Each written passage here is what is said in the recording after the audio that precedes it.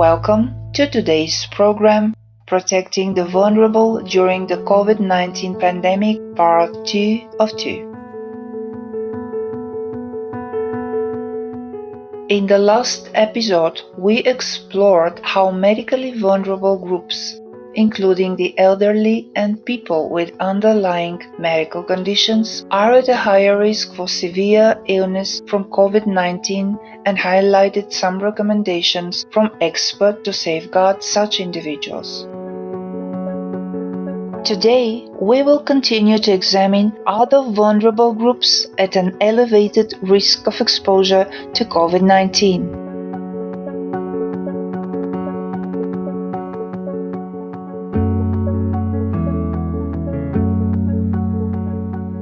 Homeless people and those whose living conditions fall below basic standards, like informal settlements, are more susceptible to infections, while refugees and internally displaced people are probably the most at risk. Factors such as unclean environment, overcrowding, improper shelter from the elements, shortage of water, and malnutrition weaken people's immune systems.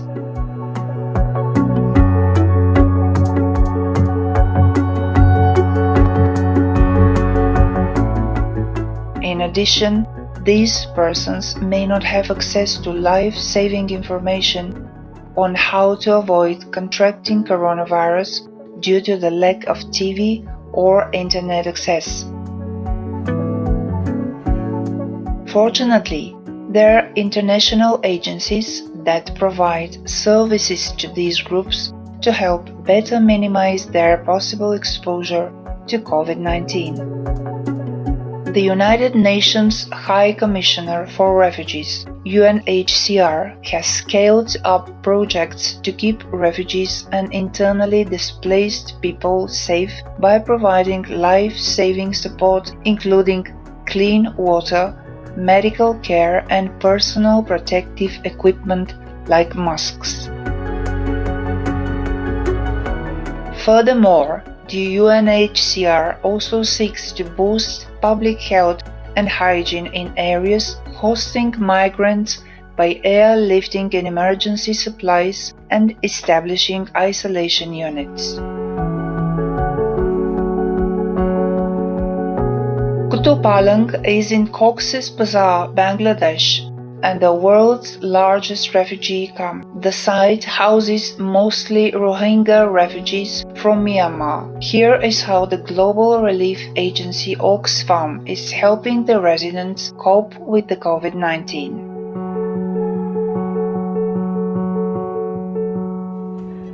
I'm Modi Rahman. I'm working as a Senior Public Health Promotion Officer in Kutupalong Mega Camp with Oxfam. You can see here there is a hand washing device which is not the usual one. So we developed this one considering the response of COVID-19 so that there is less contact of hands with hand washing devices in the communal places. Besides providing these hand washing devices inside the camp, we are also considering the dissemination of COVID-19 related key messages that includes, frequent hand washing with soap at critical times, and also maintaining social distance, know how to sneeze or cough using the armpit, cleanliness of the household, and taking care of the solid waste management. As you know, COVID-19 cases is all over the country, all over the world. So of course there is also cases coming slowly from the camp, and we know that the challenges is more compared to the other places in our country. This is congested. People are living very close to each other. The context is like fragile. So people are getting adapted with the prevention measures. They are not really coming out more frequently like they used to do before. They do not really gather in the shops, or they do not gather in the markets. Their movement is being restricted. They know where to go if they see the symptom of the COVID-19. They have the information about the available health services in the camp. So we are helping the community to get the proper information about the prevention and treatment. Countries are also reaching out to support various humanitarian aid organizations. The government of Switzerland has donated $1.8 million to the United Nations World Food Programme for food supplies for the Sahrawi refugees living in 5 camps near the Algerian town of Tindouf. The Australian government, a Shining World Leadership Award for Compassion recipient, and the Shining World Leadership Award for High Moral Value and Health Guardian Laureate, has contributed $3 million to the United Nations Children's Fund, UNICEF, to support at-risk youngsters and women in Jordan during the pandemic. Syrian refugees in camps and distant areas received clean water and soap for hygiene protection. Nutrition and health services were provided to mothers and children in underprivileged communities and refugee camps. As individuals, what can we do to be a part of the support network during the pandemic? Two benevolent examples in Bolivia and USA may inspire us to contribute by meeting unmet needs. About 20 young volunteers in Bolivia are participating in the Adopt a Grandparent campaign to help isolated seniors obtain vital resources. The assistance includes shopping for and delivering food to adopted grandparents and working through the bureaucracy to collect their aid packages sent by the government.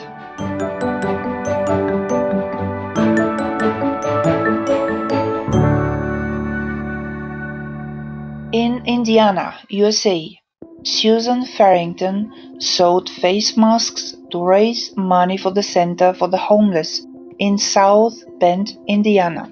She created a Facebook page to sell the masks and ultimately donated over $5,300. The COVID-19 pandemic continues to take lives, overwhelm health systems, and disrupt economies around the world.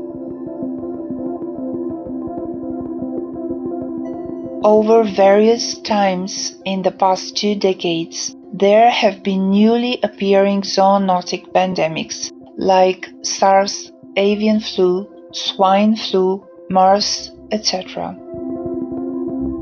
Facing these continuous waves of viruses surfacing, have we stopped to wonder as a global community why the same scenario keeps emerging? A joint report released in 2020 by the United Nations Environment Programme and the International Livestock Research Institute, about 60% of human infections are estimated to have an animal origin. Of all new and emerging human infectious diseases, some 75% jump species from other animals to people. Most described zoonoses happen indirectly, e.g. via the food system. In addition, the paper reveals that pandemics such as the COVID-19 outbreak are a predictable and predicted outcome of how people source and grow food, trade and consume animals, and alter environments. Furthermore, it explains, while wildlife are the most common source of emerging human disease, domesticated animals may be original sources, transmission pathways, or amplifiers of zoonotic disease. Our beloved Supreme Master Thanh Hải has emphasized for many years that humans can stop zoonotic diseases by being vegan. Since forever, we always have plague and trouble because of that, because of a killing karma, killing the innocent. So it just has to be cleaned out. However painful and sad it seems, but there is no way we can avoid that. If we don't change our way of life, we cannot change our destiny. There is a way, but I don't know if people even want to use it. It's frustrating to talk about it. That's why I didn't want to talk about it, okay? Yes, Master. It would be good to know what this way is. Yes. Just I think you guys know. Many people know already, but they still don't do it. You can change it by taking dramatic counter-reaction, okay? Yes. What's this counter-reaction? It's go total vegan. So simple. Yes. Go total vegan. It's like if you make a mistake, you go south, but you wanted actually to go north, and just you turn and go back to the north. Yes, Master. Animals, they suffer too much before they die. And they have been quarantined all their life. Well, not their fault. Not even being sick. And they have been tortured so much before they die even. This is very lenient already. Wow. Human. You understand? Yes. Very lenient already. Heaven told me it is very lenient already. Any more question, my love? Are you okay with what I have explained to you? Yes, Master. Thank you very much. I know Master's doing all Master can to help in this situation. And all the so-called disciples must do extra meditation time and prayer. Okay. And everyone in the world should be praying in this difficult time. Okay. Every day, actually, but in difficult time, people remember to pray more. Indeed, our planet's fate is in everyone's hands. Lockdowns, humanitarian aid, and vaccine development are just watering the leaves of the current situation. The best solution is to confront the root cause by banning meat consumption. This important action needs to be taken immediately to halt COVID-19 and prevent outbreaks of further pandemics. Like attracts like, and benevolent action begets loving reaction. We pray that humanity will wake up right away and switch to a compassionate vegan way of life so that we can enjoy a sustainable and lively future. All of Supreme Master Ching Hai's tips for protection during the COVID-19 and any other pandemic are free for viewing and download at mastertips on covid19.com.